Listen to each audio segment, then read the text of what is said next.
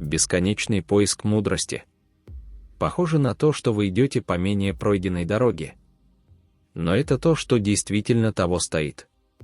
В течение нашей жизни некоторые вещи подобны маленьким семенам, которые мы сажаем в тишине, вдали от посторонних глаз, чтобы они могли процветать без вмешательства. Вот тут-то и приходят на помощь стойки, обучая нас для защиты и ухода за нашим внутренним садом, не торопясь показать это миру. Стойки — великие мыслители. Историю они поняли, что это не обязательно. Поделитесь всем.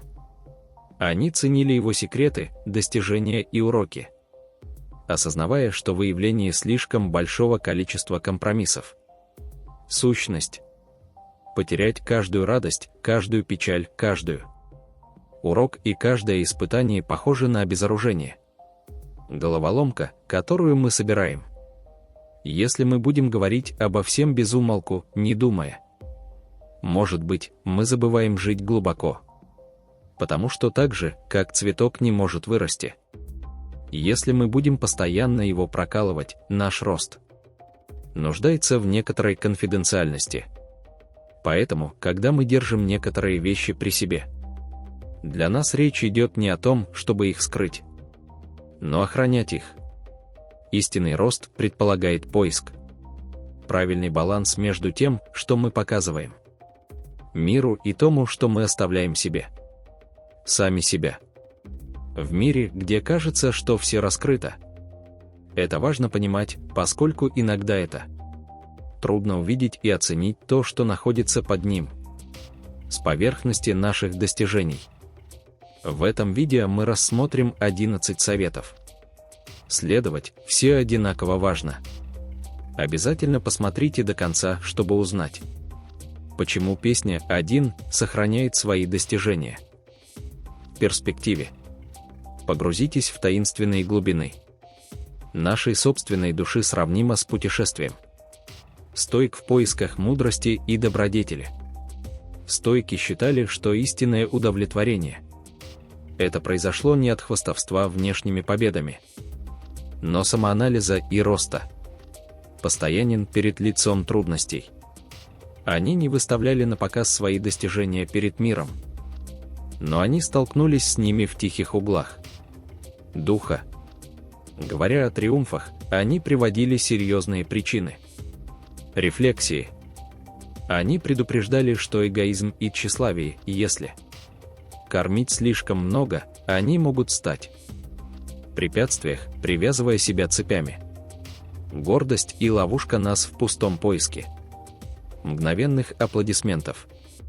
Ценный урок стоиков состоит в том, что настоящий успех — это не тот, на котором мы останавливаемся, хвалиться, а тот, кто молча преображается в мире, взращивая благородные ценности, такие как справедливость, доброта и великая мудрость.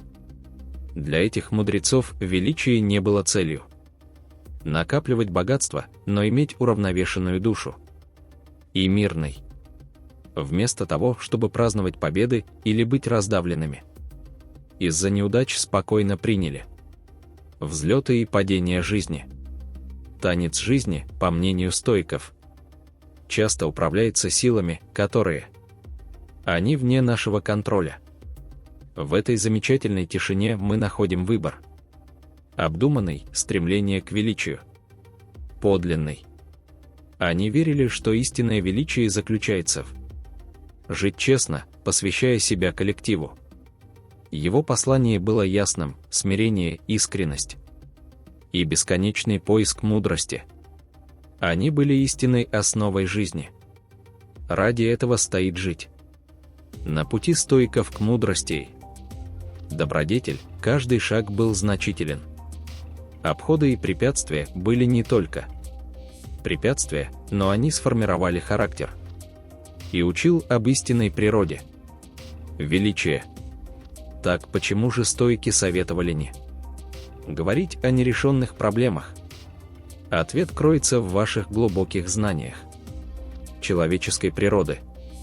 Они верили, что эгоизм и гордость могут ослепить нас перед истинной добродетелью. Постоянный поиск внешнего подтверждения. Ресурсы и похвала могут действовать как занавес. Это скрывает наш истинный потенциал. Стойки ценили достижения, которых не было. Легко выставить в качестве трофеев. Истинную славу они искали в высоких поступках. Человечество, основанное на таких ценностях, как справедливость, щедрость и мудрость.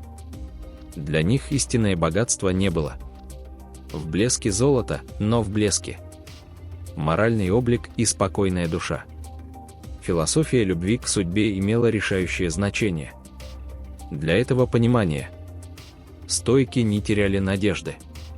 Невзгоды, напротив, они уравновешивали. Со справедливостью вкус победы и поражения. Они знали, что ткань жизни соткана с нитями обстоятельств, которые часто ускользали под наш контроль. Стойки рекомендовали поддерживать хорошее. Действует тайна, как свеча, освещающая. Тихо темная комната. Его свет, мягкий и тонкий, согревает и освещает все, что ее окружает. Благожелательность у стойков была аналогичной к пламени, которое они считали поистине щедрым. Не было необходимости заявлять об этом публично, на площадях или объявлять об этом с крыш. По сути, это должно быть подлинное, молчаливое действие, мотивировано простым желанием сделать добро, не ища похвалы в ответ. Эта точка зрения может показаться необычной. Современная культура саморекламы. Стойки глубоко понимали опасность превратить добро в зрелище. Если бы мы хвастались каждым альтруистическим поступком, мы бы бежали. Риск потери аутентичности, стремясь лишь мимолетный пыл аплодисментов. Сохраняйте наши добрые дела анонимными. Предоставляет священный момент для размышлений. Интимный момент, чтобы задаться вопросом, является ли наш действия были подлинными или мотивированы другими.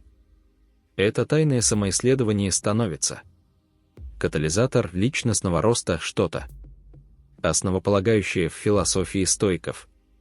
Они считали, что истинное добро не стремится быть центр внимания, с другой стороны, действия. Сострадание, молчаливого и подлинного, раскрывающего. Вечная мудрость. Эта мудрость объемлет нас своей сутью, напоминая нам фундаментальную истину: многие. Иногда величайшим актом доброты является тот, который предлагает, не ожидая ничего взамен. Стойки также задавались вопросом обиды, сравнивая его с сетью запутанных эмоций. Они призвали искать причины акций других компаний перед выпуском решения. Поэтому прощение было не просто поступком доброй воли, но акт глубокой мудрость, которая раскрыла тайны человеческую душу и освободил нас от цепей. Негатив.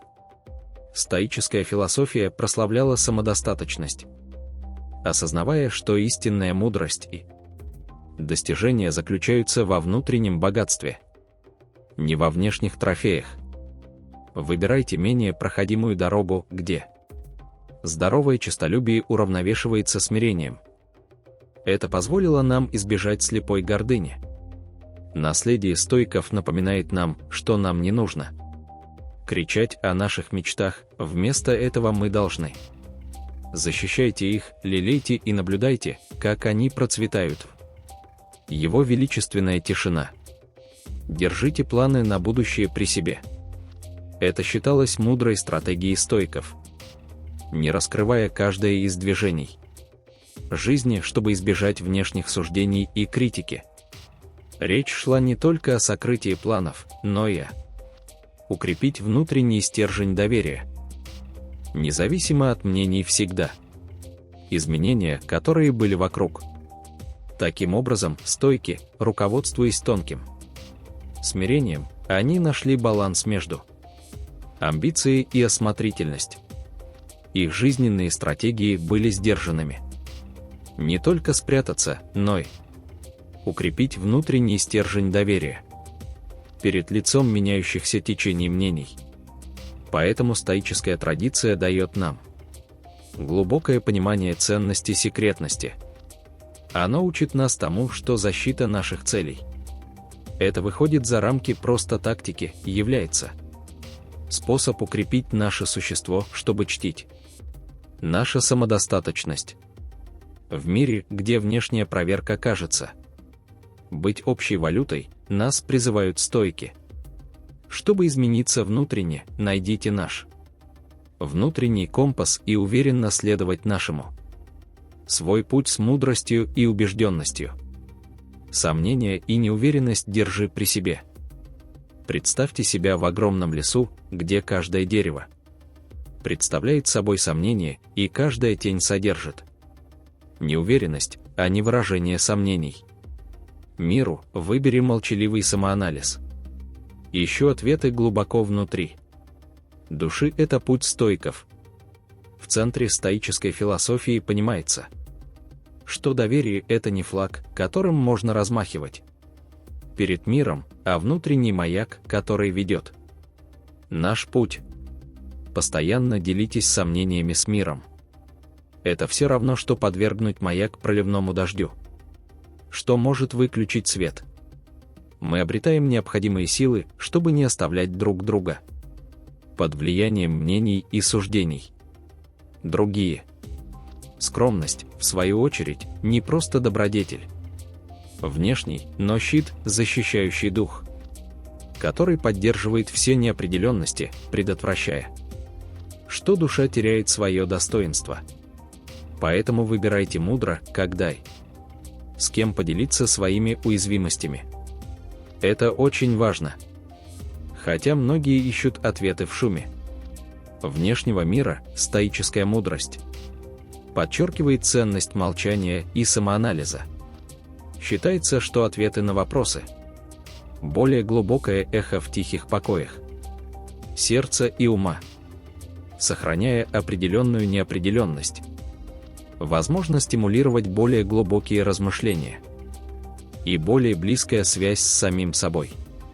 Личная сущность. Короче говоря, шепчет стоическая мудрость. Ценный урок посреди бури сомнений. Не надо кричать о неуверенности. К миру. Примите тишину, скромность и самоанализ. Позволяет нам найти безопасный путь через из леса неопределенности, ведомый внутренний маяк нашего доверия и понимания. Не говорите о других и избегайте критики. Это сравнивают с бросанием камней в спокойное озеро, нарушая покой. Стоики признавали, что осуждение и критика отвлек внимание от собственного отражения. Внутренний — трата энергии на вопросы за пределами своей сферы влияния. Вместо того, чтобы показывать пальцем стойки, они решили протянуть руку помощи, руководствуясь сочувствие и сострадание, понимание того, что каждый человек — это вселенная, полная сражений. Внутренние радости, грусть, победы и поражения. Критика воспринималась как отсутствие признательности, запутанные сложности опыта. Человек. Кстати, спасибо, что подписались на нас. Не забудьте активировать уведомления и подписаться. Направить. До скорого!